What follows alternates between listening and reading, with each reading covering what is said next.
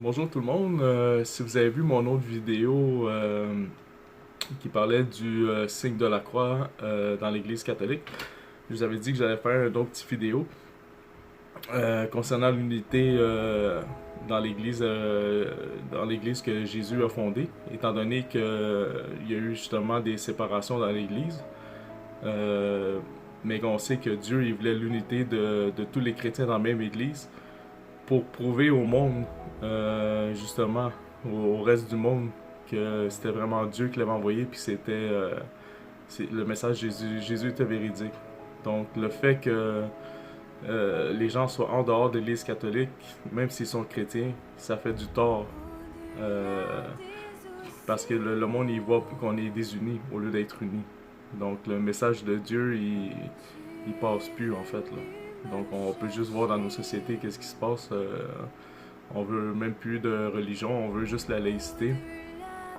Donc c'est ça, je vais faire une petite vidéo là-dessus. Si vous permettez, faire une suite avec l'autre vidéo, on va faire le signe de la croix.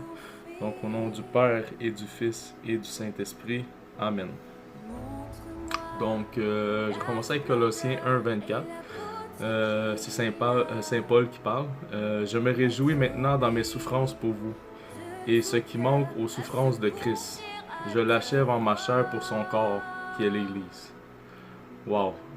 Ben en fait, c'est ça, hein? C'est vraiment se donner corps et âme à l'Église, à une seule Église, celle que Jésus y a fondée.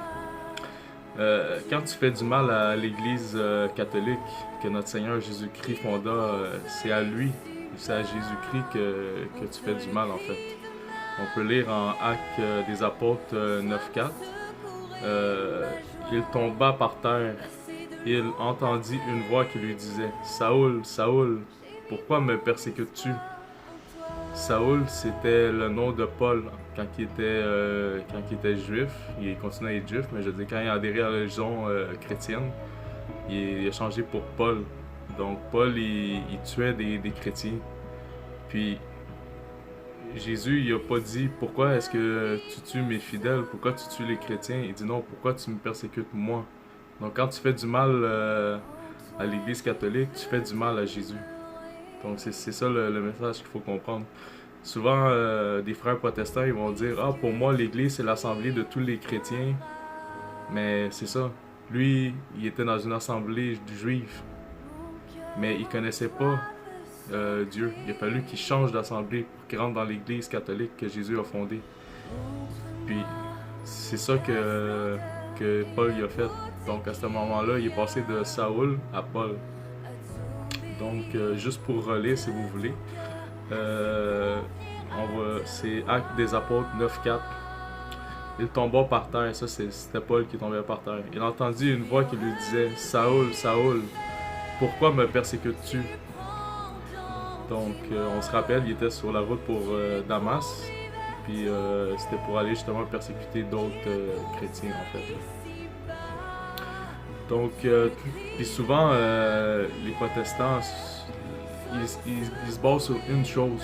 C'est même Jean Calvin, il avait parlé avec Luther, puis il a dit: ok, mais là, nous, on quitte l'église mère, la seule église que Jésus a fondée. Donc, il va falloir qu'on se tienne sur un point, un pilier, en fait, que personne ne va pouvoir revenir contre nous. Puis, on a décidé que ça allait être la foi seule, la sola fide. Même avant la sola scriptura, donc même avant juste l'écriture. Mais en fait, la Bible contredit ça. Donc, on peut lire ici, si on se pose la question, juste la foi ou les œuvres, en Jean 14:12. Ça dit: en vérité, je vous le dis, celui qui croit en moi fera aussi les œuvres que je fais. Donc, ça dit, c'est pas juste la foi, il va faire les œuvres. Et il en fera de plus grandes parce que je m'en vais au Père. Donc, Jésus, il s'en va.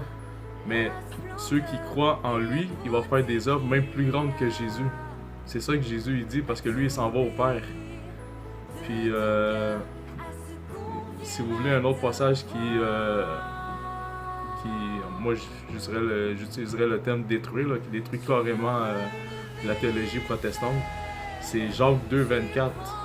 Parce que Jacques 2:24, ça dit: Vous voyez, mes frères, que nous ne sommes pas sauvés par la foi seule, mais par toutes les bonnes œuvres. Puis juste avant Jacques 2,24, ça parlait justement d'Abraham. Abraham, c'est le père dans la foi de tout le monde, là, en fait. Mais est-ce qu'il a juste eu la foi ou il écoutait tout ce que Dieu y a fait, comme la circoncision? Est-ce que c'est circoncis ou c'est pas circoncis? Qui représente le baptême ici maintenant de nos jours, dans l'Église catholique, pour les chrétiens. Donc, oui, puis est-ce qu'il a monté sur la montagne pour aller tuer son fils? On sait, l'ange a arrêté la main d'Abraham, mais est-ce qu'il l'a fait ou il l'a pas fait? Il l'a fait. Donc, on voit ici carrément, ça dit carrément le contraire de ce que les protestants, le pourquoi de la réforme. Puis en plus, les protestants, ils ont essayé de s'entendre ensemble parce qu'ils ont dit comment qu'on va avoir de l'air fou si on quitte l'église mère, la sainte église catholique, apostolique, la seule qui existe, la seule que Jésus a fondée, pour fonder une autre église puis qu'on s'entende pas. Imaginez-vous Martin Luther puis Calvin de nos jours avec plus que 40 000 dénominations. D'après moi, ils se sont rendus compte tout de suite que ça allait pas marcher parce qu'ils se sont même pas entendus. Ils se sont quittés, ils ont dit qu'ils étaient même plus des frères. Zwingli, il disait tout c'est symbolique. Luther il dit non, il y a la présence réelle.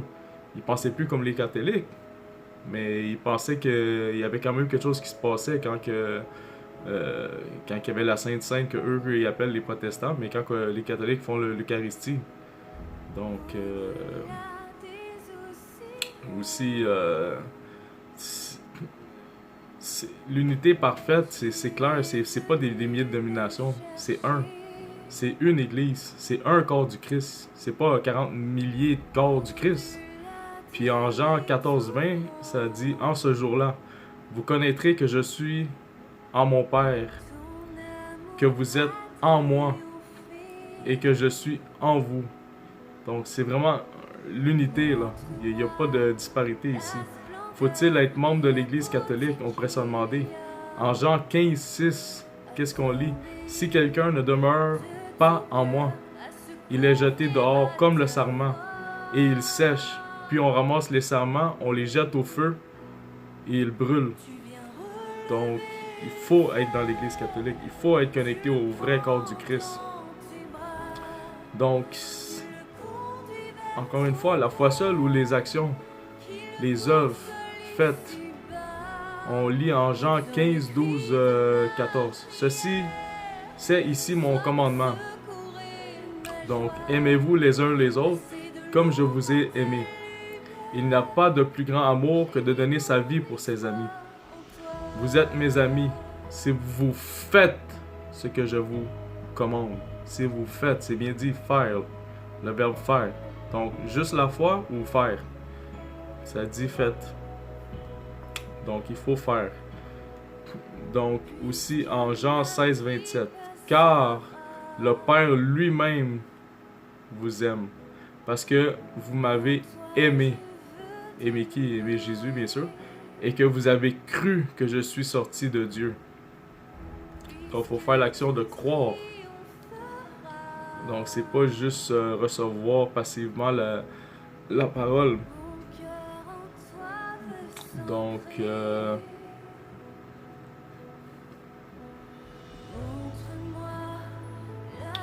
un autre passage, Jean 17, 15. Et maintenant, toi, Père, glorifie-moi auprès de toi, même de la gloire que j'avais auprès de toi avant que le monde fût. Ça aussi, ça dit là, que Jésus il était là, même avant que le monde existe.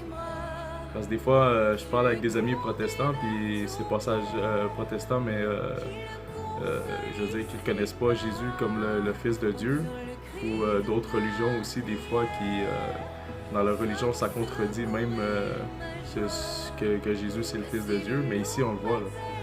Donc, c'est clairement dit en Jean 17, 5. Et maintenant, toi, Père, glorifie-moi auprès de toi-même de la gloire que j'avais auprès de toi avant que le monde fût. Donc Jésus, il a toujours été là. Ça fait partie de la Sainte Trinité, le Père, le Fils et le Saint-Esprit. Donc Jean 17, 11. Je ne suis plus dans le monde, et ils sont dans le monde. Et je vais à toi, Père Saint. Garde en ton nom ceux que tu m'as donnés, afin qu'ils soient un comme nous. Il veut qu'on soit un. C'est clairement écrit ici, là, en Jean 17, 11. Je ne suis plus dans le monde, ils sont dans le monde. Et je vais à toi, Père Saint. Garde en ton nom ceux que tu m'as donnés, afin qu'ils soient un comme nous. C'est clairement écrit, il veut qu'on soit un dans la seule église catholique que lui a fondée. Donc, est-ce que c'est important pour tous les chrétiens qu'ils soient un dans l'église catholique, fondée par notre Seigneur Jésus-Christ? La Bible, ça dit quoi en 17, 21? Afin que tous soient un, encore une fois. Tous soient un. Comme toi, Père, tu es en moi, et moi je suis en toi. Afin qu'eux aussi soient un en nous. Pour que le monde croie que tu m'as envoyé. C'est ça l'important. Pourquoi? Pour que le monde y croit que tu m'as envoyé. Il faut qu'on soit dans l'unité.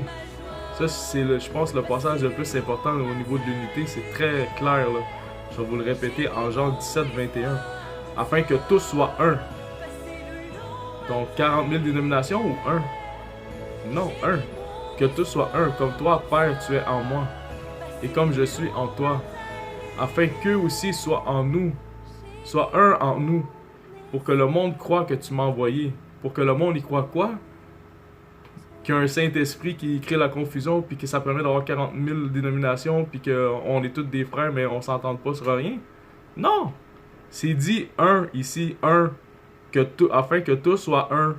C'est pas compliqué, un. Il y a une église. Jésus a formé une église.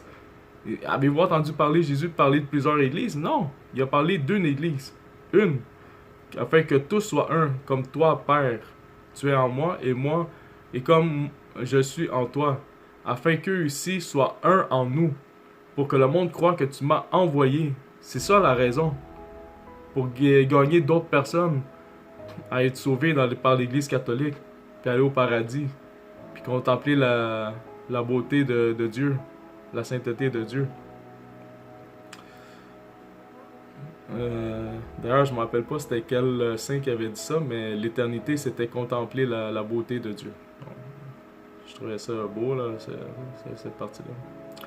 Mais bon, on voit que c'est vraiment important, là, puis ça revient souvent, l'unité. Dieu et Jésus, c'est ça ce qu'il voulait pour nous, pour qu'on gagne du monde à Dieu.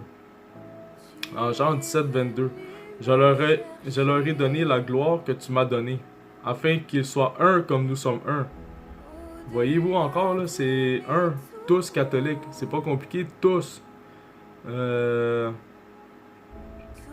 Est-ce que l'unité des chrétiens dans l'Église catholique fondée par notre Seigneur Jésus-Christ, est-ce que ça doit être visible extérieurement?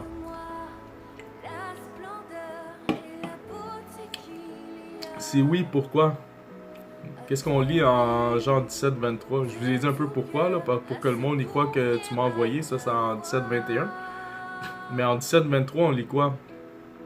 Moi en eux et toi en moi, afin qu'ils soient parfaitement un. Parfaitement. C'est pas...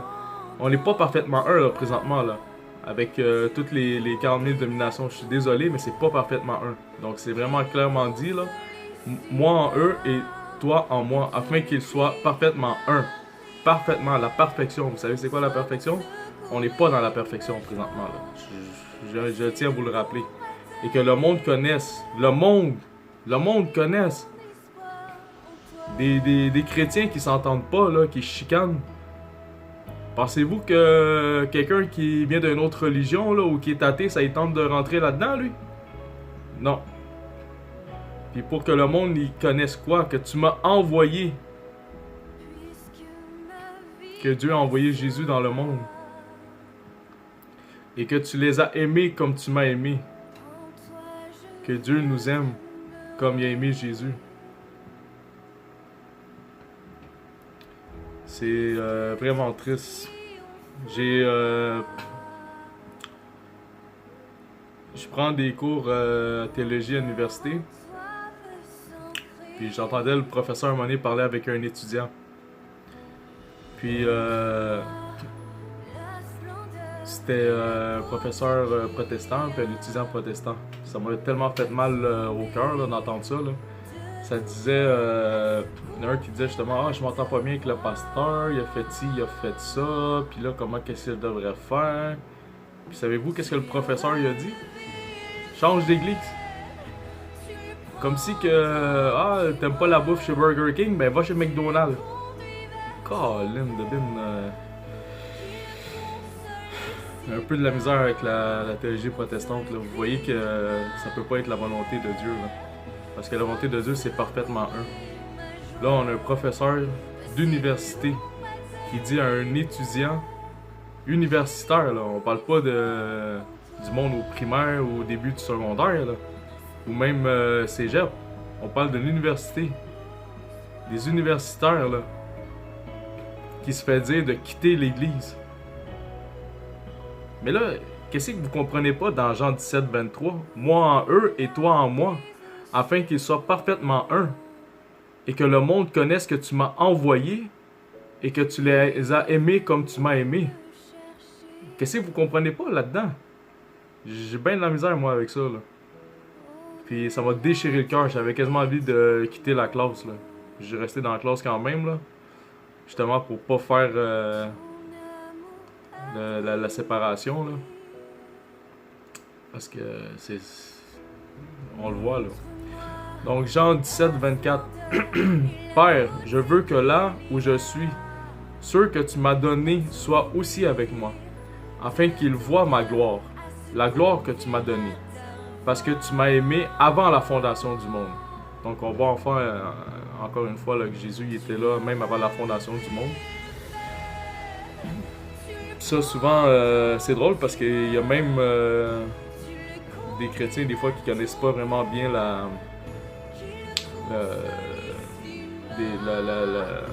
Bible, en fait, puis ils savent pas que la première création de Dieu, c'était Jésus. Là. Fait que, même avant la fondation du monde, c'est un petit peu drôle. Mais en tout cas, c'est écrit ici. Puis aussi, ben, le rôle de Joseph, ou de Saint Joseph, comme on l'appelle dans l'Église catholique, ça fut très important. En acceptant de reconnaître Jésus comme son fils, il faisait entrer dans la famille du roi David, dont il était, lui, Joseph, le descendant. Donc c'est ainsi que Jésus a pu être proclamé le fils de David, mais aussi le fils de Dieu. Puis dans son mystère trinitaire, en fait, Dieu est Père par essence, Père depuis toujours, donc Dieu le Père, en tant qu'il engendre éternellement le Verbe avec un grand V, qui lui est consubstantiel et qui lui est uni. Donc on parle de l'unité dans l'Esprit Saint, qui procède du Père et du Fils. Donc, il y a les deux, là. Du Père et du Fils. Donc, ça, on parlait un petit peu des pères de l'Église. Pour se rappeler, en fait, là, on peut voir la ligne du temps, là. Est-ce qu'il était proche des apôtres? Est-ce qu'il était loin des apôtres? Est-ce qu'il y en a qui ont connu Jésus directement? Ben oui, il y en a un. Il s'appelle Saint Ignace d'Antioche, qui a connu Jésus. Dans la tradition catholique, Jésus il a pris un enfant dans la Bible pour le bénir. C'était lui, Théophore. Ou Saint Ignace d'Antioche. C'est les deux noms qu'on donne aussi. Puis il est mort comme martyr par les lions à Rome. Saint Paul nous parle souvent, regardez comment la fin de leur vie, qu'est-ce que ça a été. Puis lui, Saint Ignace, il avait même écrit une lettre à Rome, parce qu'il savait que le pape là-bas, de ce temps-là, il aurait voulu, il aurait pu arrêter. Il avait quand même une certaine puissance, il présidait là-bas, en fait, à Rome. Donc, il aurait pu arrêter son martyre. Mais il a dit non. Il dit, faites aucune tentative d'arrêter le martyr. Je veux prouver que je suis un vrai chrétien. Puis il savait qu'elle allait être mangée par les lions. Là. Est-ce que en tant que chrétien, vous seriez prêt à faire ça de nos jours? Vous pourrez penser, j'ai des enfants, j'ai une famille, j'ai des amis, j'ai un mortgage à payer, j'ai une hypothèque à payer sur ma maison, pas fini de payer. Les premiers chrétiens sont pratiquement tous morts en martyrs, là. Si jamais vous regardez au niveau de l'histoire, là. Donc, Clément puis Saint Ignace d'Antioche, ils étaient vivants avant la mort du Christ en 33. Ils ont côtoyé Saint Pierre, le premier pape bien sûr, que lui aussi il est mort crucifié, mais la tête en envers à Rome, parce qu'il disait qu'il voulait pas se faire crucifier comme le Seigneur Jésus, qu'il avait pas, il était pas aussi digne que ça. Donc, ils ont connu aussi Saint Paul et Saint Jean. Donc, on voit l'Église catholique fondée par le Seigneur Jésus-Christ en 33, là, après Jésus. Là, on voit là, le monde qui était là. Polycarpe et Justin Martyr, ils étaient des contemporains de Saint Jean. Que lui, il est mort quand même vieux, Saint Jean. Puis Saint Irénée, lui-même, il a connu Polycarpe et Saint Justin Martyr. Puis ainsi de suite jusqu'à nos jours. Là, c'est la succession apostolique. On est rendu au 266e pape avec François Ier. Donc il y a toujours eu un partage d'informations, une succession apostolique. N'oubliez pas que les canons de la Bible, ça n'a pas été fermé avant pratiquement 400 ans là, après Jésus-Christ. Là. Donc la traduction orale, c'était très important. Puis surtout, il y a beaucoup de monde dans ce temps-là qui parlait, mais il n'était pas capable de lire en fait. Là. Donc, même dans les débuts de la chrétienté, là, en fait. Qu'est-ce qu'on lit aussi? Donc,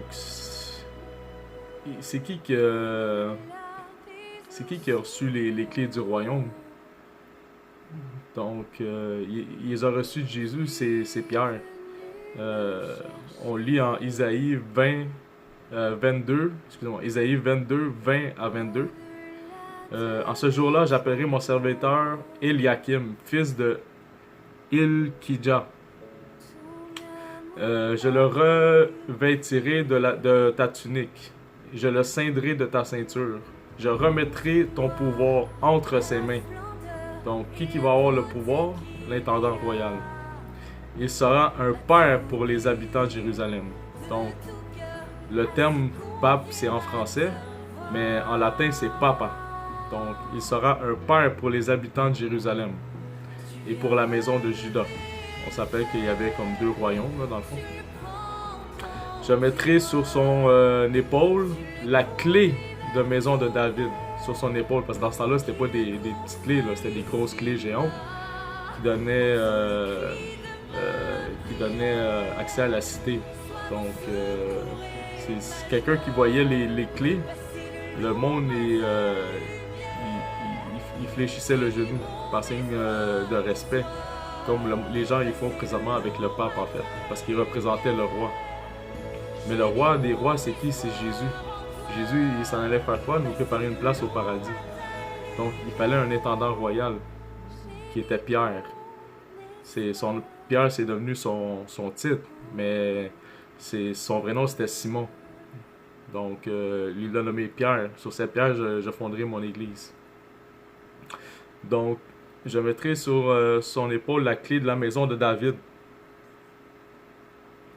Puis, c'était important, comme on l'a dit un petit peu plus tôt, que Joseph, il le reconnaisse. Parce que Joseph lui permet d'être le fils de David. Donc, un descendant de David, c'est lui qui allait prendre le trône.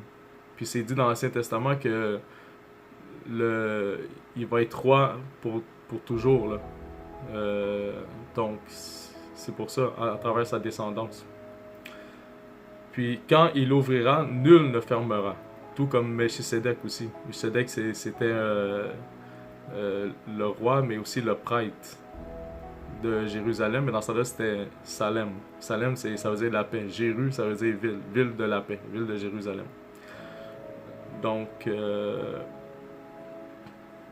et quand il ouvrira, nul ne fermera. Quand il fermera, nul n'ouvrira. Donc, on va dire qu'il y a vraiment les pleins pouvoirs. Puis ça représente quoi? Ça, c'est dans l'Ancien Testament. Quand on a dit Israël, c'est les racines, c'est le tronc. La chrétienté, c'est les branches, les feuilles et les fruits. Donc, ça correspond à quel passage dans le Nouveau Testament? Matthieu 16, 18, 19. Donc, c'est Jésus. Il dit, « Et moi, je te dis que tu es Pierre. » Il dit ça à Simon. « Et que sur cette pierre, je bâtirai mon église. » Donc, toi, t'es Pierre, puis sur cette pierre, je vais bâtir mon église. Ça veut dire, sur qui je vais bâtir mon église? Sur toi. Sur toi, je vais bâtir mon église. Ensuite, ça dit, et que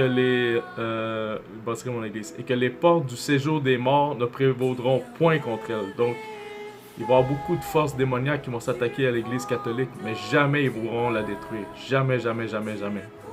Jusqu'au retour de Jésus, bien sûr.